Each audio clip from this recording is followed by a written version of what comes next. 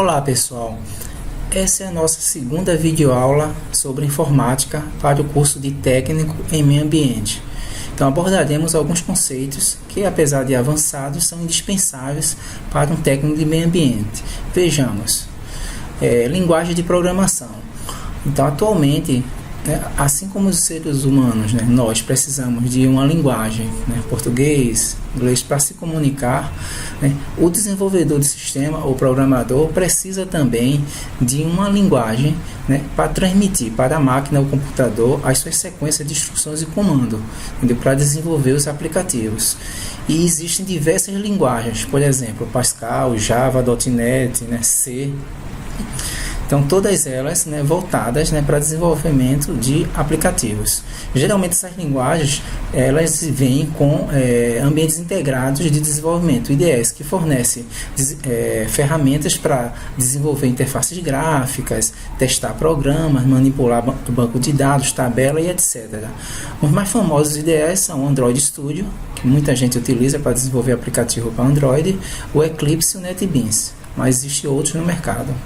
Bom, nesses parágrafos que se seguem, aqui eu falo da importância da linguagem de programação, como ela evoluiu ao longo dos anos e assim a opinião dos especialistas sobre a capacidade de programar. Então se sabe que nos países top em educação, aprender lógica de programação em uma linguagem já é feito desde o ensino básico e fundamental. Então, e os especialistas afirmam que qualquer adolescente que hoje em dia domine ou saiba a teoria de conjuntos, união, interseção, álgebra elementar através de incógnitas e operações básicas de álgebra, consegue, munido também com um pouco de conceito de lógica de programação, consegue desenvolver qualquer aplicativo. Então isso já é assim uma opinião dos especialistas. E aí há uma tendência mundial de que seja a área qual for em que a pessoa vá atuar, por exemplo, economista, um arquiteto, entendeu? Ele precisa, certo, de um pouco de lógica, não linguagem de programação, mas um pouco de raciocinar em termos de lógica, matemática, entendeu? A fim de ele poder analisar melhor as diversas alternativas para solucionar um problema. Então, e isso, certo, pode ser feito desde o ensino fundamental em países que são exemplos de sucesso, como a Finlândia, a Inglaterra, Japão, Estados Unidos. E aí a lógica e a programação dá subsídio a tudo isso. Então eu coloco aí alguns links para vocês darem uma olhada, por exemplo, aqui mesmo no Brasil temos bons exemplos de escolas públicas que já adotam o ensino de linguagem de programação e lógica também, inclusive para crianças e adolescentes. Então temos vários inclusive clubes de programação. Aí tem o site programae.org.br, o code.org, Code Clube Brasil. Então dê uma olhada, tem inclusive para Android, entendeu? E é interessante que quem gostar dessa área siga, porque há muito mercado para desenvolver sistemas hoje em dia. O que é algoritmo? Algoritmo é formalmente uma sequência finita de passos que leva à execução de uma tarefa. Então, geralmente, o algoritmo é visto como uma receita. Então, é uma sequência de passos para executar alguma coisa. Então, geralmente, o algoritmo ele é um projeto de uma solução de um problema. E geralmente ele é feito, ele é escrito através de uma linguagem chamada de pseudocódigo, que é uma linguagem de alto nível, entendeu? Onde a pessoa pode descrever o que ele quer realmente fazer. Então, por exemplo, há várias regras para quem vai desenvolver algoritmos tem que seguir. Por exemplo, uma delas é usar verbos por frase. Então, imaginar sempre que está se desenvolvendo para pessoas leigas, que não tem muita noção de informática. Frases curtas e ser bastante objetivo e evitar palavras de vários sentidos, para evitar problemas de interpretação. Então, tem que ser bem objetivo. Então, por exemplo, um algoritmo, você pode fazer um algoritmo, uma receita de como fazer arroz doce, ou calcular um saldo financeiro de estoque. E aí, geralmente, para desenvolver qualquer algoritmo, você tem a entrada dos dados do algoritmo, o processamento e a saída, que são o resultado. Então tá aí a figurinha explicando isso. Por exemplo, a gente tem aqui um problema que é calcular a média final dos alunos da terceira série, né? Onde realizarão eles 3 provas, P1, P2, P3, P4. Então aí, para se montar o algoritmo, tem que se responder quem são os dados de entrada, as notas. Qual será o processamento? É o cálculo, né, das 4 notas dividido por 4. E o resultado é a média final. E aí está o algoritmo, né? Receba a nota da prova 1, receba a nota da prova 2, 3 e 4, né? O processamento e eu mostro o resultado da divisão. Isso é um algoritmo, certo? É uma receita, você vê aí que tem os verbos, né, simples, né, as frases, as tarefas que são feitas para resolver aquele problema. Bem, e esse algoritmo ele poderia ser codificado numa linguagem de programação, como Pascal. Então eu coloco aqui, programa, né, média final. Então aí tem as variáveis, né, que a gente coloca, que são as incógnitas, né, e aí o que é que o programa faz, né, ele lê as notas sequencialmente e depois, né, faz uma divisão por 4 e escreve lá a média, né, do aluno final. Apesar de ser um pouco difícil entender essa linguagem, mas para os programadores, né, isso aí é corriqueiro, entendeu? É o dia a dia deles, entendeu?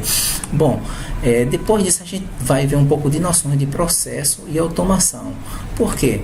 Porque atualmente qualquer empresa é vista como uma coleção de processos. Então tudo numa empresa são processos, entendeu? E um analista de processos geralmente ele faz a análise dos processos das empresas para saber o que está eficiente, o que não está ineficiente, o que pode ser otimizado, o que pode ser informatizado ou automatizado, entendeu?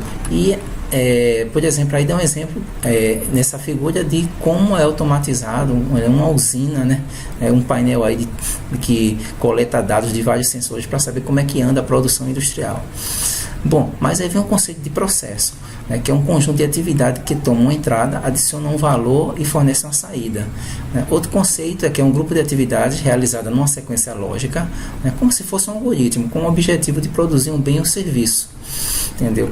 Então é interessante lembrar que o processo é algo repetitivo. Então, o processo de lavagem de carro, né, no lava-jato. Então, entra o primeiro carro, o segundo, o terceiro, todos eles seguem o mesmo processo. O processo de produção de hambúrguer pela McDonald's e etc. São processos. E nesse processo a gente tem atividades, essas atividades podem ser decompostas até uma atividade que não pode ser mais decomposta, que é a tarefa. E existe também subprocesso. Temos alguns desenhos, né, sobre alguns processos aí, a aula está na apostila, vocês deem uma olhada.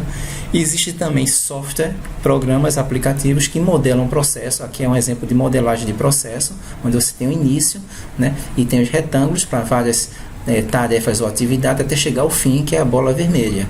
Essa ferramenta de modelagem é gratuita, inclusive é o Visage. Vocês podem baixar.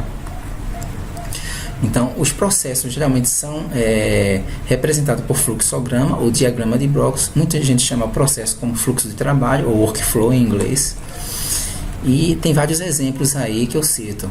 Depois eu falo um pouco sobre a automação. O que é que vem ser a automação? A automação está diretamente ligada, né, com aquelas atividades, né, que dispensa o trabalho físico ou mental do ser humano, entendeu? Se bem que por trás há sempre a mão humana desses processos automatizados. E aí a gente tem vários tipos, né, de automação. Por exemplo, a automação industrial, né, utilizando robôs, né, que não tem uma forma, né, nenhuma parecida com o ser humano, né, os robôs humanoides. E assim, a automação está empregada em várias áreas, né, industrial, agrícola, comercial, residencial e bancária. A informática e a robótica são grandes aliados na automação dos processos industriais. Então tem muita informática, né, através de sistemas, né, fazendo, né, toda essa programação. Inclusive quem trabalha com robótica, eu acho que até alguns de vocês já trabalham, né, já trabalharam, já tiveram experiência ou já viram algum, entendeu? Tenham aquela equipe, né, que monta o robô e aquela equipe que programa o robô, entendeu? Tem tudo a ver com informática, com programação. Inclusive tem, né, kits, né, da Lego, por exemplo, que, né, ensina realmente, né, a montar, né, robôs e tudo mais. Assim, um dos grandes benefícios, né, da automação, né, da robótica, né, em geral, é aumentar a produtividade, né, de qualquer empresa, aumentar a qualidade e reduzir custos. Então, por trás de toda automação e informatização, há sempre esses três pilares, né? Aumentar a produtividade, aumentar a qualidade e reduzir custos. Bom, vamos passar um pouco, né, dessa aula, né, e vamos falar um pouco mais, né, sobre sistemas de informação. O que é que vem a ser sistemas de informação? Eu acho que já falei um pouco, né, não sei, na aula 1, né, mas a gente não chegou a conceituar bem o que é SI. O que é um SI? É uma série, né, de elementos ou componentes interrelacionados que coletam dados, né, a partir da entrada, manipulam esses dados, né, através de processo, armazenam eles, né, na saída, fornecendo saída, né, informações, né, gerando informações, e oferece mecanismo de feedback ou retorno, né, e apoia todos os processos empresariais, né, controle, né, e tomadas de decisão da organização. A gente vai ver, essa figura aqui é bem elucidativa, inclusive ela está em algumas questões de questionário, né, e talvez nas provas também, ela fala muito, né, sobre os componentes de um sistema de informação. Então vocês veem aqui no centro dessa figura a ideia de processamento básico, né? Entrada, né? Processamento e saída. E na periferia dessa figura estão os diversos componentes de TI, né? TIC, né? Recursos de hardware, software, rede de comunicação, né? Recursos de base, banco de dados, né? E também há aqui componentes que, né, não são de TI. Recursos humanos não é, né, TI, pode ter especialista em TI, mas não é tecnologia da informação, né? Então, esses recursos humanos podem ser pessoas, usuários normais, como nós, e os especialistas. Então, qualquer pessoa, né, que interaja com um sistema de informação pode ser considerado leigo, mesmo que ele não entenda de tecnologia, mas recursos humanos. E procedimentos aqui são regras e políticas. Então, uma empresa, por exemplo, que tem uma política, vou dar um exemplo, de segurança, ninguém pode utilizar o e-mail para fins, né, próprios ou fazer propaganda. É um procedimento, entendeu? Ninguém pode imprimir na impressora da empresa, é um procedimento, entendeu? Então, basicamente é isso. Vamos passar rápido, né? Então, nesses parágrafos aqui eu falo sobre esses componentes, né? E assim, como os sistemas de informação às vezes tem muita dificuldade de integração entre eles. Há uma tecnologia WebServer que é bastante utilizada, e aqui eu falo da pirâmide, né? Sistema de informação, ele apoia todos os níveis empresariais, né? No organograma da empresa, tanto nível operacional lá, alguém que está no caixa lá passando um produto no supermercado, quanto os níveis gerenciais e estratégicos, entendeu? Diretoria e presidência da empresa. Bom, vamos passar agora para sistemas de informação na gestão ambiental.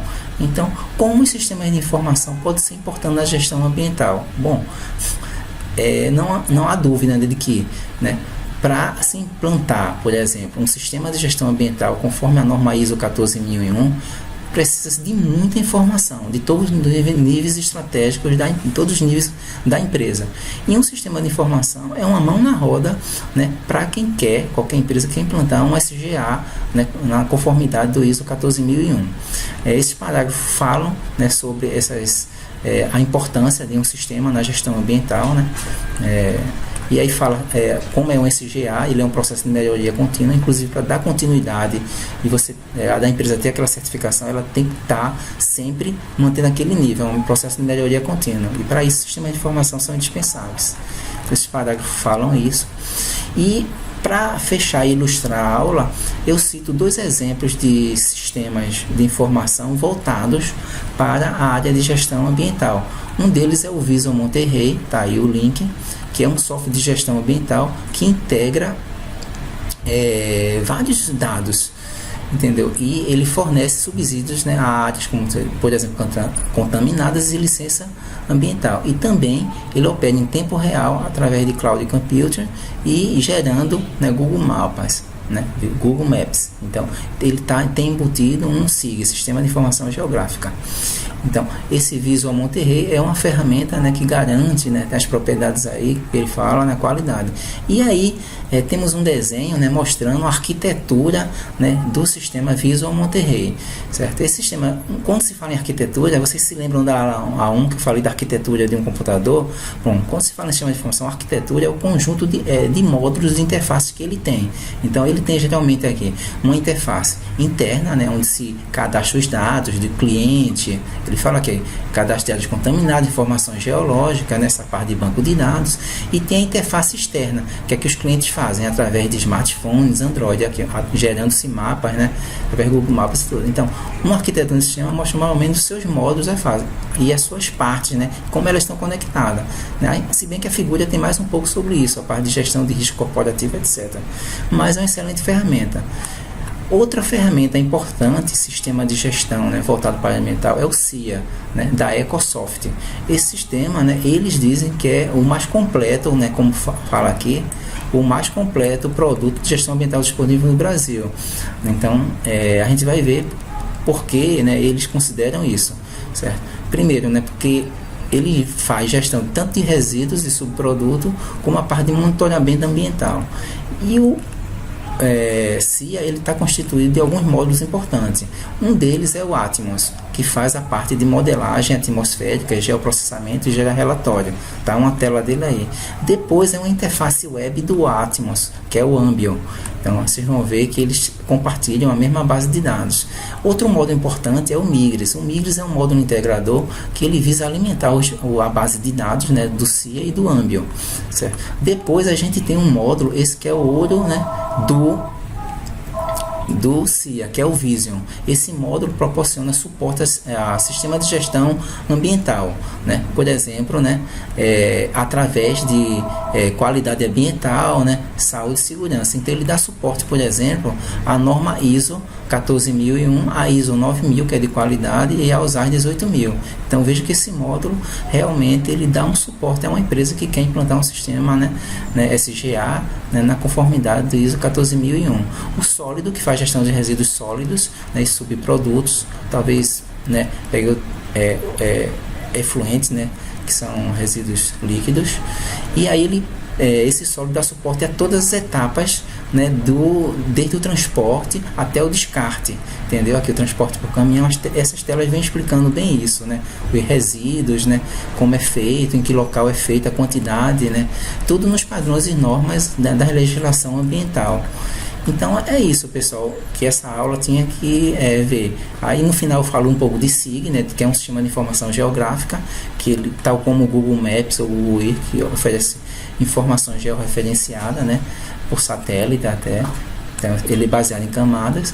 Aí, o Ministério do Meio Ambiente brasileiro disponibiliza um SIG, né, I3GEO, que oferece várias informações geográficas, tá o link ele aqui, entendeu? De regiões, né, de estados e municípios brasileiros. E é isso que a gente tem que falar pela aula de hoje. Estudem, deem uma olhada, certo, no conteúdo, né, do Ambiente EAD, e qualquer dúvida entre em contato conosco. Até a próxima aula.